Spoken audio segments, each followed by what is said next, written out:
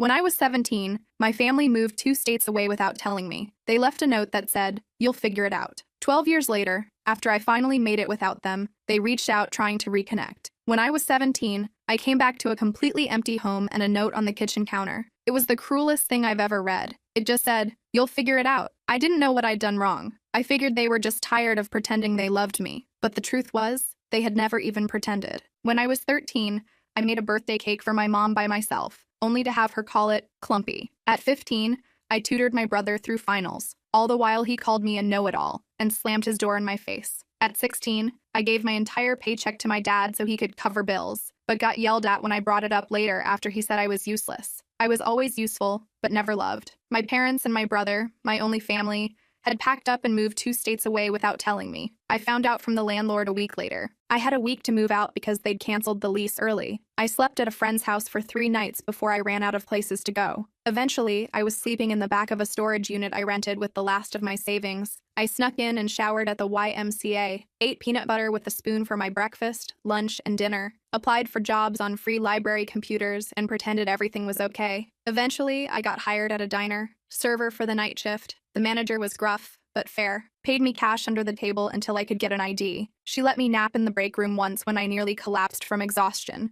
I clawed my way through it, bought a prepaid phone, saved every single receipt, watched free YouTube tutorials on finance and goal setting. The first year, I barely survived, but I made it through. The turning point came when a regular at the diner offered me a temp job cleaning out office files. It paid triple what I made serving. I said yes. That job led to another, and another. I learned quickly, showed up early, and asked questions. By 22, I was freelancing full-time. By 25, I launched a consulting business. Just me, a folding table, and a borrowed laptop. By 27, I had 5 contractors under me, my own office, and a client roster that included companies I used to dream about. And by 29, I was officially a millionaire. Not influencer millionaire, not fake it for Instagram millionaire. Actual savings with a retirement account, no debt, paid off apartment, health insurance I could afford.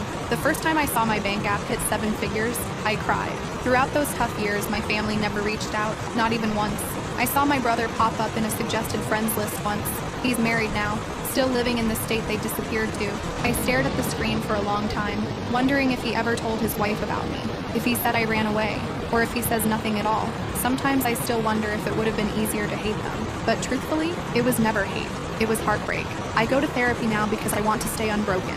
I've made a list of people who saved me when they didn't have to, like coworkers, classmates, and strangers who showed me what real support looks like. Last week, a podcast interview I did about surviving family estrangement blew up online. It hit 1 million views in 4 days. My inbox filled with messages of support, gratitude, and strangers telling me I put words to their pain. And then, one email stood out. The subject line, "You're still our daughter." It was from my mom. No apology. Just a paragraph about hearing my side and how maybe we could talk. Then another message, this time from my brother. "We miss you. Can we fix this?" I stared at the screen for a long time before closing the laptop. I sat with it and wondered if healing means looking back or staying forward. I didn't respond right away, so I needed time to process. My therapist, Melissa, suggested I take at least a week before making any decisions. "Give yourself space to feel whatever comes up," she said during our session. "There's no rush to respond." So I did. I focused on work, went to the gym, had dinner with friends. Normal stuff. But those emails haunted me. I kept opening them, reading them, closing them again. My mom's message felt cold, clinical almost, like she was reaching out to a distant acquaintance. My brother's was shorter but somehow felt more genuine. I couldn't stop thinking about them. After 10 days, I decided to reply to my brother first. Just something simple. I wrote, "It's been 12 years. What changed?" Then I hit send before I could overthink it. His response came within an hour. He said the podcast made him realize what they'd done. He claimed he was only 15 when they left me, that he didn't have a choice, that he'd always wondered about me, that he'd looked me up online a few times over the years but never had the courage to reach out, that seeing me successful made him proud.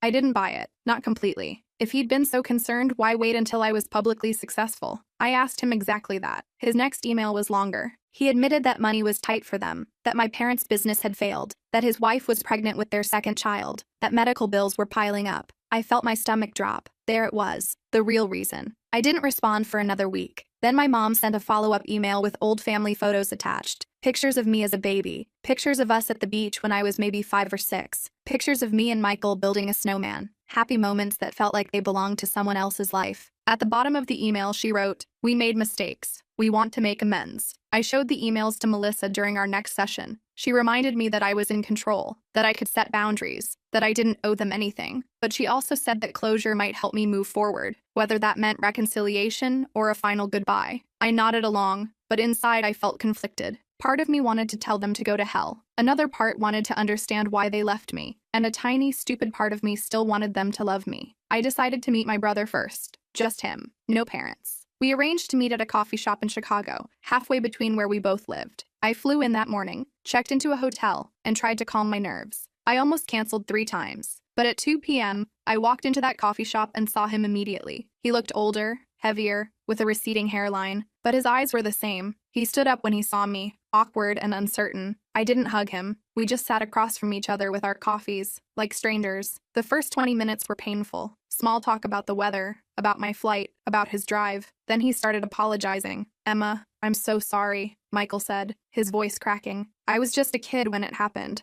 I didn't know they were planning to leave you behind until it was too late. I was too scared to stand up to them. I just listened, watching his face for signs of deception. He seemed sincere, but I'd been fooled before. I asked him the question that had haunted me for 12 years. Why me? Why was I the one left behind?" He looked down at his coffee. "They always saw you as the strong one, the independent one, the one who would be fine on your own. They thought you didn't need them as much as I did. They convinced themselves you'd be better off without them." It was the most ridiculous thing I'd ever heard. I told him about the storage unit, about eating peanut butter for weeks, about showering at the YMCA and working night shifts at 17. His face crumpled. "I didn't know," he whispered. "They told me you had a plan, that you wanted to stay behind, that you were going to live with a friend's family, that you'd chosen to separate from us. All lies." By the end of our meeting, I wasn't sure what to think. He seemed genuinely remorseful. He showed me pictures of his wife and daughter, told me about his job as an accountant, asked about my business, didn't directly ask for money, which surprised me. When we parted, he hugged me. I let him, but I didn't hug back. I just stood there, arms at my sides, feeling nothing. Back at my hotel, I called Melissa, told her everything. She pointed out that while my brother seemed sorry, he was still framing himself as a victim rather than acknowledging his role in my abandonment. She was right. He'd been 15,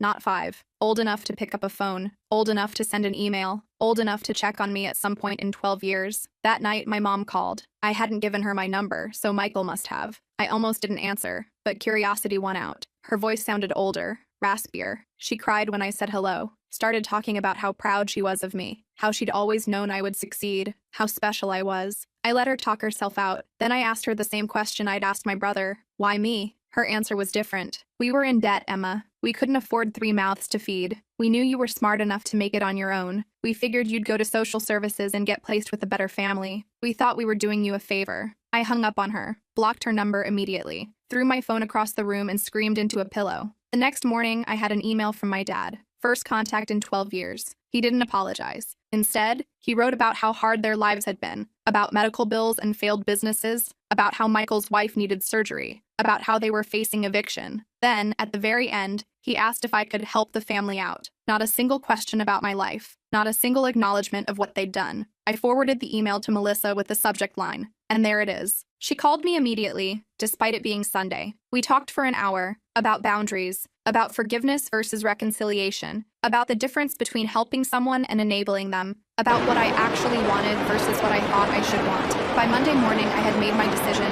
I emailed my brother, told him I was glad we'd met, that I understood he was in a difficult position when we were younger, that I was willing to have a relationship with him and his family, but with clear boundaries. No money, no loans, no financial support of any kind, and no relationship with our parents until they took full responsibility for their actions. His response was immediate and telling. "I'm really disappointed, Emma," he wrote. "Our parents really need help. Families should support each other. You're being selfish with your success." All the guilt buttons they'd installed in me as a child, pushed at once. I didn't respond. Instead, I booked an appointment with Melissa and a vacation to Bali. I needed space to process everything. 3 days later, Michael called, left a voicemail apologizing for his email, said he understood my position, said he still wanted a relationship on my terms, said he'd respect my boundaries. I listened to it twice, trying to decide if he was sincere or just changing tactics. I decided to give him one more chance, but with my guard up. I went to Bali anyway, spent 2 weeks on the beach, hiking through rice fields, and meditating. I needed the distance. When I got back, I had 6 more emails from my dad, each more desperate than the last. I didn't read past the subject lines. I also had a text from Michael asking if we could talk again. I agreed to a phone call, nothing more. The call started okay. He apologized again for pushing. I've been thinking a lot about what you told me, he said. I'm in therapy now too. I believed that part. He sounded different, less defensive. We talked about his kids, about my business, normal stuff. Then he mentioned that our parents were coming to visit him next weekend, asked if I would consider meeting them, just for an hour, in a public place. I felt my chest tighten. I'm not ready for that, Michael. He pushed a little, but backed off when I got quiet. After we hung up, I called Melissa. We had an emergency session that night. She helped me realize I was afraid of seeing them. Not because I hated them, but because I still craved their approval. Still wanted them to love me. Still wanted to be enough. It was pathetic, but it was true. I cried for an hour in her office. The next day, Michael texted again. Said our mom was crying all night after he told her I wouldn't meet them. Said our dad was talking about driving to my city anyway. I felt panicky. Blocked Michael's number immediately. Then I called my assistant and told her I was working from home for the week. Ordered groceries for delivery. Basically hid in my apartment like a scared kid. On Wednesday, the doorman called up. Said there was a couple asking for me. Wouldn't give their names. I knew instantly. Told him I wasn't accepting visitors. 5 minutes later, my phone rang from an unknown number. I let it go to voicemail. It was my dad. Emma, we drove 8 hours to see you. His angry voice said, "You're being childish. We deserve a chance to explain." I deleted the message and turned off my phone. Thursday morning, I woke up to someone pounding on my door. I froze in bed, heart racing, checked the peephole. It was them, my parents, standing in my hallway like they had any right to be there. "Emma, please." My mom's voice came through the door. "We just want to talk to you. We know you're in there." My dad added, "We love you. We're sorry." I didn't open the door. I sat on the floor with my back against the wall, shaking. Eventually, they left. I called building security immediately, told them not to let those people up again. The guard sounded concerned, asked if I needed police. I said no, just don't let them up. Then I called Melissa. She came over on her lunch break, brought me a sandwich and sat with me while I cried, told me I had every right to set boundaries, that I didn't owe them a meeting, that what they were doing was harassment, not reconciliation. After she left, I got an email from Michael. He was furious, said I'd humiliated our parents, said they were staying in a cheap motel they couldn't afford because they were so desperate to see me, said his wife needed surgery next month and they were hoping I could help, said I was being cruel. I didn't respond. Friday morning, I decided I needed to leave town for a while. Booked a flight to visit my friend Rachel in Portland. She'd been one of the people who helped me when I was homeless. Let me crash on her couch for a week when I had nowhere else to go. I trusted her completely. I was throwing clothes in a suitcase when my phone rang. Unknown number again. I ignored it. 10 minutes later, my doorman called. Said there was a woman downstairs having what looked like a medical issue. Said she was asking for me by name. Claimed to be my mother. I felt sick. Told him to call an ambulance if she needed help, but I wasn't coming down. He sounded uncomfortable but agreed. I finished packing and headed downstairs an hour later. Checked the lobby carefully before entering. No sign of them. I felt relieved but also weirdly guilty. The doorman gave me a strange look as I passed. Told me the ambulance had come. That the woman had been having chest pains. That she'd been taken to Memorial Hospital. I nodded and hurried out to my waiting Uber. At the airport, I got another call from Michael. I almost didn't answer, but something made me pick up. "Mom had a heart attack." He was crying. "She's in surgery. This is your fault for stressing her out." I hung up on him, called Melissa instead. She answered immediately. I told her what happened, asked if I was a terrible person. "Emma, listen to me," she said firmly. "You are not responsible for your mother's health. This feels like another manipulation tactic. Get on your plane and take care of yourself." I did. Spent the weekend with Rachel. Told her everything. She remembered when my family abandoned me. Remembered how broken I'd been. She was furious on my behalf. "They don't deserve a minute of your time," she said, pouring me another glass of wine. "Not after what they did to you." It felt good to have someone so firmly in my corner. Sunday night, I got an email from my dad. My mom was stable, had a stent put in, would be released Tuesday. The email ended with, "She's asking for you. Don't you think you've punished us enough?" I showed Rachel. She rolled her eyes so hard I thought they might get stuck. Told me this was textbook guilt tripping. I knew she was right, but part of me still felt responsible. I flew home Monday. Found flowers outside my apartment door. The card said, "Please call us. We're staying at the Holiday Inn until Wednesday." No apology. No acknowledgement of boundaries. Just another demand. I threw the flowers in the trash chute. Tuesday morning, I got a text from an unknown number. It was a photo of my mom in a hospital bed, looking pale and small. The message said, "She might not have much time left. Do you really want to live with this regret?" I blocked the number. Called Melissa. She suggested I take a social media break, change my number, maybe even stay with a friend for a while. I agreed. Called my assistant and told her I'd be working remotely for 2 weeks. Packed another bag. Before I could leave, my doorman called again. Said there was a young woman downstairs asking for me. Said she had a small child with her. Said she claimed to be my sister-in-law. I felt cornered. These people wouldn't stop. I told the doorman to send her up. decided to face this head on. The woman who knocked on my door looked exhausted, had dark circles under her eyes, was holding a sleeping toddler against her shoulder. "I'm Jenny," she said quietly, "Michael's wife. I came alone because I wanted to talk to you without family drama." I let her in reluctantly, offered her water. She accepted gratefully. Jenny put her sleeping daughter on my couch, tucking a blanket around her. Then she sat at my kitchen table and started talking. "I only learned about you 3 years ago," she admitted. "Michael told me you ran away at 17, cut contact with the family. I always thought it was strange but never pushed. Hearing your podcast was a shock. I confronted him, and he finally admitted the truth. I just listened, not sure what to believe anymore." Jenny seemed sincere. "I'm horrified by what they did to you," she continued. "I insisted Michael reach out, but I had no idea they were going to ask you for money. I'm embarrassed and angry about that. Yes, I do need surgery for a thyroid condition, but we have insurance. Your parents are the ones in financial trouble, not us." I asked her why she'd come. She looked me straight in the eyes. "You deserve to know the whole truth," she said. "Your parents have been telling everyone you abandoned the family, that you were mentally unstable, that you stole money from them before disappearing, that they spent years looking for you. All lies to cover what they'd done. I felt like I'd been punched. How do you know this is true?" She pulled out her phone, showed me Facebook posts from years back. My mom asking for prayers to find her troubled daughter. My dad claiming I'd taken their savings before running away. Posts about hiring private investigators, about checking homeless shelters, all carefully crafted to make them look like victims, all dated years after they'd abandoned me. Jenny apologized for being part of it, even unknowingly. Said she'd confronted my parents too, that they'd admitted everything to her when she threatened to tell the whole family the truth, that they were desperate now because their lies were unraveling, that my podcast had people asking questions they couldn't answer. Her daughter woke up then, a cute little girl with curly hair. "This is Lily," Jenny said softly. "She's 3. I have another daughter on the way. I want my children to know their aunt, but only if you want that too. No pressure, no guilt, just an open door if you ever choose to walk through it." After they left, I sat in my apartment for hours, processing, called Melissa again, told her everything Jenny had said. She wasn't surprised. "Abusers often control the narrative," she explained. "They create alternate realities where they're the victims." She asked what I wanted to do now. I honestly didn't know. That night, I got another email from my dad. This one was different, angry, threatening. Said if I'd told lies about them online,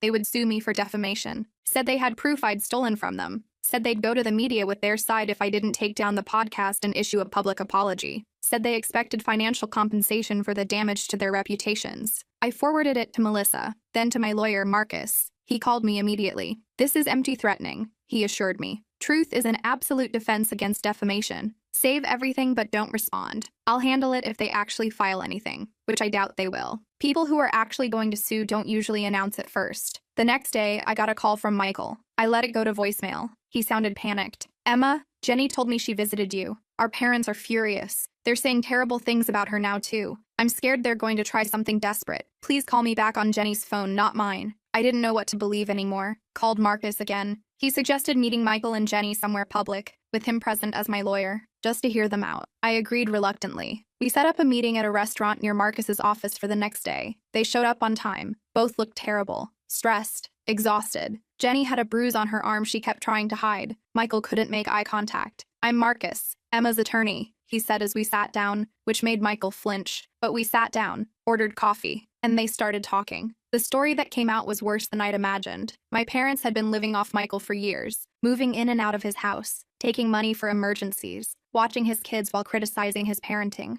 When Jenny confronted them about me, my dad had grabbed her arm, hard enough to leave marks. Michael had kicked them out. They were now staying in a motel, calling constantly, showing up at his work. I listened without interrupting, watched my brother break down as he described how our parents had controlled him his entire life, how they'd convinced him I abandoned them, how he'd been too scared to question their version of events, how he'd been trapped in their web of manipulation and lies for 12 years, how he was terrified they would hurt Jenny or the kids. Marcus asked careful questions about financial entanglements, about house titles and bank accounts, about whether my parents had keys to their house. Michael answered everything, said they'd co-signed his mortgage, said his dad was still on his bank account from when he was in college, said they had spare keys, said they knew all his passwords. Marcus took notes, occasionally glancing at me. By the end of the meeting, I felt drained but clearer. This wasn't just about me anymore. Michael and Jenny were victims too, in their own way, different from me, but still trapped. Marcus suggested they speak to a lawyer of their own, gave them a colleague's card, told them to change their locks, passwords, and bank accounts immediately. They nodded, looking overwhelmed but grateful. As we were leaving, Michael hugged me. This time, I hugged him back. It wasn't forgiveness, not yet, but it was something. A recognition that we'd both been damaged by the same people, that maybe we could help each other heal. That night, I got a series of increasingly unhinged texts from my parents' numbers. Accusations, threats, guilt trips. I blocked them all. Then I called Jenny, asked if they were safe. She said yes. They'd changed the locks, stayed with friends the night before, were looking into a restraining order. I felt relieved but still worried. The next morning, I woke up to my phone ringing. It was Jenny, hysterical. They broke into our house, she sobbed. They took Lily's baby photos, important documents, Michael's laptop. They left a note. Family matters should stay in the family. I told her to call the police immediately. Said I'd meet them at their house. Called Marcus on my way. When I arrived, there was a police car outside their house. An officer was taking statements in the living room. The place was a mess. Drawers pulled out, papers scattered. Michael was sitting on the couch, head in his hands. Jenny was pointing out missing items to the officer. I introduced myself as family, there to help. The officer seemed skeptical that grandparents would break in. Are you sure they didn't just use a key? He asked. Maybe this is a misunderstanding? Jenny showed him her bruised arm, told him about the escalating behavior, about the threats, about how they'd been stalking them. He took notes but didn't seem convinced. Said without evidence, it would be hard to prove who did this. After the police left, we cleaned up together. Found more missing things. Photo albums, financial documents, the spare key to their car. Michael looked defeated. This is my fault, he said. I should have protected my family better. Should have stood up to them years ago. Should have looked for you harder. I didn't disagree, but I didn't pile on either. We were beyond that now. Marcus arrived as we were finishing, looked around grimly, said this changed things, that we needed to document everything, that breaking and entering was a serious crime, that we should all stay somewhere else for a few days, that he'd help us file for emergency restraining orders in the morning. We nodded, too exhausted to argue. Jenny packed bags for them while Michael and I secured the house as best we could, changed locks again, checked windows, discussed security cameras. It felt surreal, taking these precautions against our own parents, but also necessary. They'd crossed a line that couldn't be uncrossed. As we were leaving, Michael got a text from our dad. Just 3 words. We're watching you. He showed it to me, hands shaking. I took a screenshot, sent it to Marcus. Then I made a decision. Told them they were coming to stay with me. My building had security, cameras, a doorman who already knew not to let our parents in. They accepted gratefully. That night, the 4 of us ate takeout in my living room. Lily played with toys Jenny had packed. We talked quietly about next steps, about restraining orders, about police reports, about changing phone numbers and email addresses, about possibly moving to a new house, about how to protect themselves long-term. It wasn't the family reunion I'd ever imagined. Sitting there with the brother who'd let me be abandoned, his wife who'd believed lies about me, and their daughter who was innocent in all of this. But somehow, it felt right. Like we were finally facing the truth together. Like maybe, just maybe, we could build something new from the ashes of what our parents had destroyed. The next morning, Marcus called, said he'd filed emergency restraining orders for all of us, said we needed to appear in court next week to make them permanent, said he'd also reported the break-in to a detective he knew, who was taking it more seriously than the responding officers had, said we should all stay together until this was resolved. I agreed, called my assistant, told her I'd be working from home indefinitely. Family emergency. She understood, rearranged my schedule. I set up a workspace in my guest room for Michael, who also needed to work remotely. Jenny and Lily took over my living room, building pillow forts and watching cartoons. It was strange having people in my space. I'd lived alone for years, liked my quiet routines, my clean counters, my empty sink. But there was something comforting about the noise too, about Lily's laughter, about Jenny's quiet humming as she folded laundry, about Michael's typing from the other room. It felt like family. Not the family that had abandoned me, but maybe the family we could become. That afternoon, my doorman called up, said there was a delivery. Flowers. I told him to check the card before sending them up. He read it to me. We know where you all are. This isn't over. I told him to refuse the delivery. Call the police if the delivery person wouldn't take them back. Then I called Marcus again. He said he'd add this to our case file, that it strengthened our request for restraining orders, that we were doing everything right. I didn't tell Michael or Jenny about the flowers. They were stressed enough. Instead, I ordered extra groceries, made dinner for everyone, played with Lily, tried to create some normalcy in this bizarre situation. But that night, after everyone was asleep, I sat alone in my kitchen and finally let myself feel everything. The fear, the anger, the grief, the strange hope. I cried silently into a dish towel so no one would hear me. In the morning, Jenny found me making coffee, asked if I was okay. I lied, said yes. She didn't believe me. Sat down at the counter. It's okay not to be okay, Emma, she said gently. I'm not either. Michael cries in the shower where he thinks no one can hear. Lily keeps asking when we can go home. This whole situation is terrible, but I'm grateful we're facing it together. I looked at her, this woman I barely knew who was somehow now part of my life. Asked her why she'd come to me that first day, why she'd chosen to believe me over the family she'd known for years. She smiled sadly. I've always felt something was off about your parents, about the stories they told, about the way they controlled Michael. The podcast confirmed my suspicions. I couldn't let my daughters grow up thinking abandoning a child was ever acceptable. We hugged then. First time. It felt awkward but genuine, like the beginning of something. Not friendship exactly, not yet, but understanding,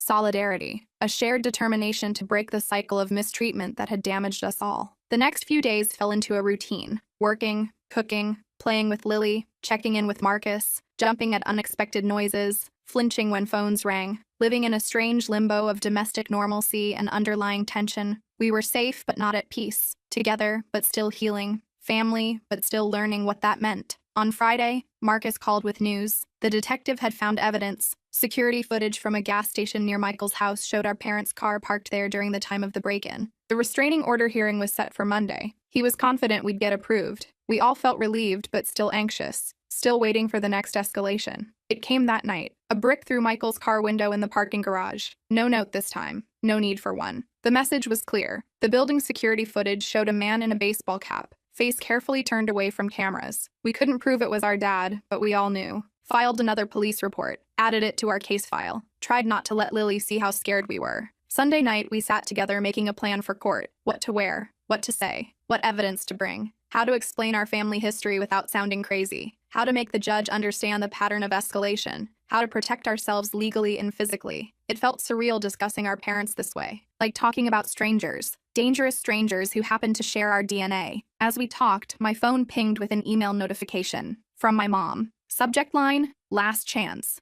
I almost deleted it unread, but something made me open it. It was short, just one line. If you go to court tomorrow, you'll regret it for the rest of your life. I showed it to Marcus, who'd stayed for dinner. He took a screenshot, added it to our file, told me not to respond, said this kind of threat would only help our case. That night, none of us slept well. I kept checking my locks, listening for noises, wondering what my parents might do next, wondering if we were overreacting, wondering if we were underreacting, wondering how my life had come to this point. From abandoned teenager to successful businesswoman to hiding in my own apartment from the people who gave me life. Monday morning arrived with a strange calm. We dressed carefully, business casual, respectable, trustworthy. Jenny arranged for a friend to watch Lily. We drove to the courthouse in separate cars just in case. Met Marcus on the steps outside. He looked confident, briefcase in hand, told us he'd handled dozens of cases like this, that the evidence was strong, that judges took threats seriously, that we'd be protected. As we walked into the courthouse, I spotted them, my parents, standing near the entrance, looking older than I remembered, smaller somehow. My mom saw me first, made a move toward me. My dad grabbed her arm, held her back. They watched us pass, didn't speak, didn't try to approach, just stared with a mixture of anger and something else, something that might have been fear. We filed past them into the building, checked in at security, followed Marcus to the correct courtroom, sat together on a bench, waiting for our case to be called. I could feel my parents enter behind us, could sense them sitting on the opposite side of the room, could almost hear their whispered conversation. But I didn't turn around, kept my eyes forward, focused on breathing. The judge called our case. We stood, walked forward, took our places. Marcus presented our evidence calmly. The break-in, the threatening texts, the flowers, the brick, the email, the history of abandonment and manipulation. The judge listened carefully, asked clarifying questions, looked at our parents with increasing concern. When it was their turn, my parents approached the bench. No lawyer, just them. My dad spoke first, claimed we were exaggerating, that they were just trying to reconnect with family, that they'd never broken any laws, that they loved us and wanted to make amends, that this was all a misunderstanding blown out of proportion. The judge asked about the security footage, the threatening messages. My dad denied everything, said it wasn't them on the footage, said their texts were being misinterpreted, said they were the victims here, not us. My mom nodded along, occasionally dabbing at her eyes with a tissue. Then the judge asked them directly about abandoning me at 17. My dad hesitated, started talking about troubled teens, about difficult decisions, about doing what they thought was best. The judge cut him off, asked again, directly, "Did you leave your minor child alone and move to another state?" My dad looked down, mumbled something about financial hardship. The judge's expression hardened. After hearing both sides, the judge granted our restraining orders. 3 years, no contact, no approaching our homes or workplaces, no messages through third parties. Any violation would result in immediate arrest. My parents looked stunned, like they couldn't believe this was happening, like they'd never faced consequences before. As we left the courtroom, my mom called my name, just once, softly. I kept walking, didn't look back, felt a weight lifting with each step. Not healing, not yet, but the beginning of it. The first real boundary that couldn't be crossed without serious consequences. Outside, Marcus shook all our hands, said we'd done well, said the orders were solid, said to call him immediately if there were any violations, said he was proud of us for standing up for ourselves. We thanked him, feeling dazed but relieved, like survivors of a natural disaster, blinking in the sunlight. Michael hugged me on the courthouse steps, a real hug this time. "I'm sorry, Emma," he said, voice breaking, "for everything, for not protecting you then, for not finding you sooner, for believing their lies, for bringing this chaos back into your life." I hugged him back, told him we were going to be okay, that we had each other now, that we could build something new, something better. As we walked to our cars, I felt my phone buzz, a text from an unknown number. I almost didn't check it, but when I did,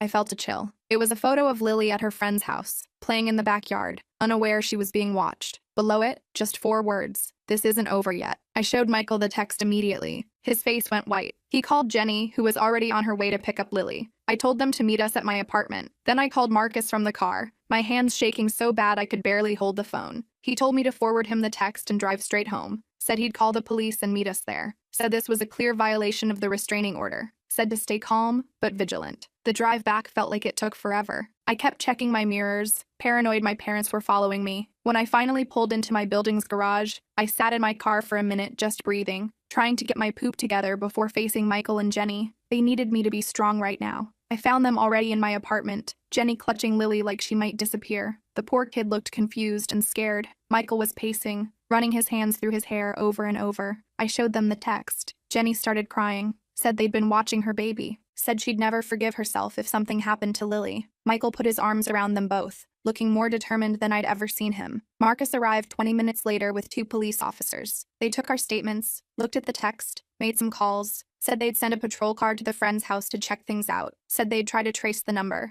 said they'd increase patrols around my building. All the right things, but I could tell they didn't fully get how dangerous my parents could be, how unpredictable, how desperate. After the police left, we sat in my living room trying to figure out next steps. Jenny suggested going to a hotel under different names. Michael thought we should drive to his cousin's house a few states away. I just sat there getting angrier by the minute. This was bullcrap. We'd done everything right, followed all the legal channels, got our restraining orders, and they were still terrorizing us, still controlling our lives through fear. I stood up suddenly. "I'm done running," I said. "Done hiding. Done letting them dictate how I live my life. They've already stolen my childhood. I'm not giving them my adulthood, too." Michael looked at me like I was crazy. "What are you planning to do?" I honestly didn't know yet, but I knew we couldn't keep living like this. That night, we took turns keeping watch while the others slept. I took the first shift, sitting by my living room window with all the lights off, watching the street below. Around 2 a.m., I spotted a car I recognized, my dad's old Buick. It circled the block 3 times before parking across the street. I took pictures with my phone, then woke Michael. We watched together as our dad sat in his car, just staring up at my building, not approaching,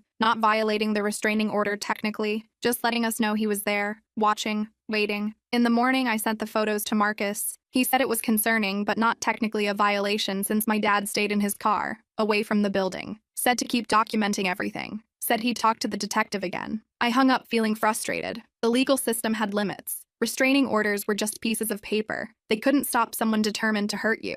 Jenny and Michael decided to take Lily to a hotel for a few days, somewhere with interior corridors and good security. I helped them pack, hugged them goodbye, promised to check in every few hours. After they left, I sat in my empty apartment feeling strangely calm, like I'd reached some kind of decision point, like I couldn't keep living in this limbo. I called Melissa, told her everything, asked her what she thought I should do. She was quiet for a minute. Then she asked me a question that hit me hard. "What do you actually want from your parents?" Not what I didn't want, not what I was afraid of, but what I actively wanted. I realized I'd never really thought about it that way. After we hung up, I made a list. What I wanted. 1. To live without fear. 2. To have a relationship with my brother and his family. 3. To stop feeling responsible for my parents' actions. 4. To be free of the past. Nowhere on that list was reconciliation with my parents. Nowhere was forgiveness. Nowhere was understanding why they did what they did. I just wanted to be free of them. That afternoon, I did something crazy. I emailed my parents. Just a short message. "I know you're watching my building. I know you're not going to stop. So let's talk. One last time. Tomorrow. Noon." The coffee shop on 8th Street. Just me. No police. No lawyers. After that, you leave us all alone forever. I hit send before I could change my mind. I didn't tell Michael or Jenny. Didn't tell Marcus or Melissa. This was something I needed to do myself. For myself. I wasn't naive enough to think my parents would suddenly become reasonable people, but I needed to face them on my terms. Needed to say my piece. Needed to end this cycle once and for all. My dad replied within minutes. Just, we'll be there. No threats, no guilt trips, just confirmation. I spent the rest of the day preparing, not physically, mentally, thinking about what I wanted to say, what I needed them to hear, what boundaries I needed to set. I slept surprisingly well that night, like making a decision had lifted some weight off me. The next morning, I dressed carefully, not to impress them, just to feel strong, confident. I took an Uber to the coffee shop, arriving 15 minutes early. Chose a table in the back corner where I could see the door but wasn't immediately visible from outside. Ordered a coffee I didn't really want. Just sat there, waiting, surprisingly calm. They arrived exactly at noon, looking older than they had in court, more tired. My mom spotted me first, nudged my dad. They walked over slowly, like they were approaching a wild animal that might bolt. Sat down across from me without speaking.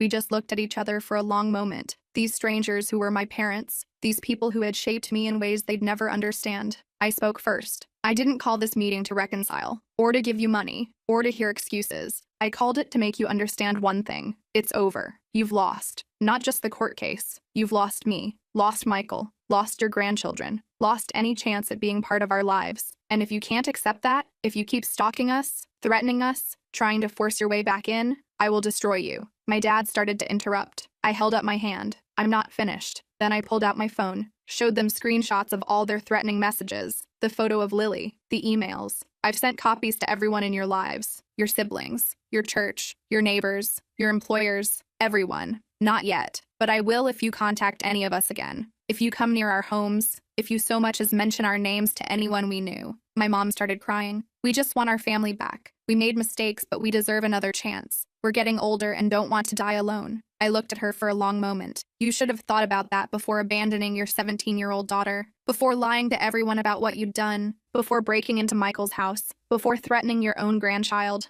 My dad got angry then. You're ungrateful. You've always been difficult. You've turned your brother against us. You owe us for raising you. I just laughed. Actually laughed in his face. Do you really think you're entitled to gratitude for doing the bare minimum as a parent for 17 years before abandoning me completely? Do you think your parenting was so stellar that I should be thanking you for it? He didn't have an answer for that, just sat there, red-faced and silent. My mom was still crying, but I felt nothing. No guilt, no sympathy, just a cold clarity that these people were never going to change, never going to take responsibility, never going to be the parents I deserved. I stood up to leave. This is your last warning. Next time you violate the restraining order, I won't just call the police. I'll make sure everyone you know understands exactly what kind of people you really are. I have the resources to make your lives very difficult if you force my hand. I don't want to do that, but I will to protect my family, my real family, Michael, Jenny, Lily, the people I choose. As I walked away, my mom called after me. Do you really hate us that much? I stopped, turned around. I don't hate you. I feel nothing for you. You're strangers to me now, and that's your loss, not mine. I walked out of that coffee shop feeling lighter than I had in years, called Michael from the sidewalk, told him everything. He was upset at first that I'd met them alone, then concerned they might retaliate, but mostly he seemed relieved that someone had finally stood up to them directly, said he wished he'd had the courage to do it years ago. I went back to my apartment, packed a bag, decided to join Michael and his family at their hotel for a few days, just to be safe. When I got there, Lily ran to hug me. "Auntie Emma!" she called for the first time. I almost cried.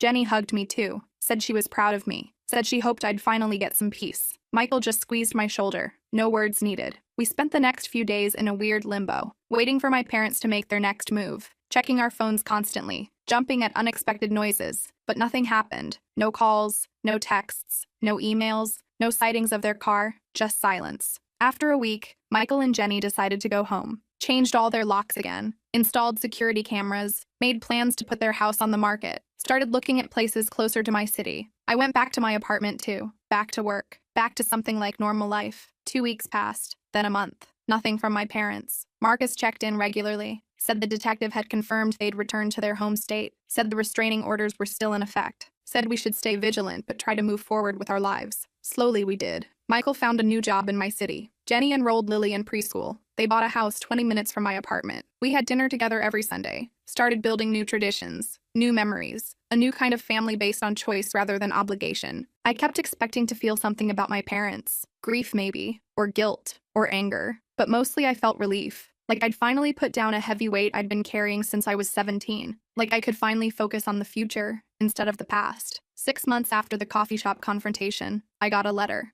forwarded through Marcus so my address stayed private, from my mom. I almost didn't open it, almost threw it away unread. But curiosity won out. It was short, just a few paragraphs. No excuses this time, no demands, just an acknowledgement that they'd hurt me deeply, that they'd failed as parents, that they understood why I wanted nothing to do with them, that they were getting counseling, that they would respect the restraining orders, that they hoped someday I might be willing to hear a proper apology, but understood if that day never came. I showed it to Michael. He got a similar letter. We talked about it over dinner that night, about whether it was sincere, about whether it changed anything, about whether we could ever trust them again. We didn't reach any conclusions, just agreed to take it one day at a time, to prioritize our healing, to protect the family we were building. I keep the letter in my desk drawer, not because I'm ready to forgive, not because I want reconciliation, but because it represents something important. My parents finally recognizing my right to set boundaries, my right to choose who I allow in my life, my right to define family on my own terms. Last week, Lily had her 4th birthday party. Michael and Jenny invited me to help plan it. We had it at my apartment. Balloons everywhere. A cake I ordered from a fancy bakery. Presents piled on the coffee table. Lily running around in a princess dress, laughing. Jenny taking pictures. Michael grilling on my balcony. Friends stopping by throughout the day. So much noise. So much joy. At one point, I stepped into the kitchen for a moment alone, just watching through the doorway as Michael swung Lily around in circles, as Jenny laughed at something a friend said, as my apartment, once so empty and quiet, filled with life and love. I thought about that note on my kitchen counter 12 years ago. You'll figure it out. And I had. Not the way they meant, but I'd figured out what family should be, what love should look like, what I deserved all along. I'm not saying everything's perfect now. I still have trust issues, still go to therapy every week, still have nightmares sometimes about being abandoned, still flinch when my doorbell rings unexpectedly, but I'm healing. We all are. Building something new from the broken pieces of our past, something stronger, something chosen, something real. Sometimes people ask if I'll ever reconcile with my parents, if I'll ever let them meet Lily, if I'll ever forgive them for what they did. I don't have answers to those questions yet. Maybe someday, maybe never. But what I do know is this. I'm not defined by what they did to me anymore. I'm defined by what I built after, by the person I chose to become, by the family I chose to create, and that's enough.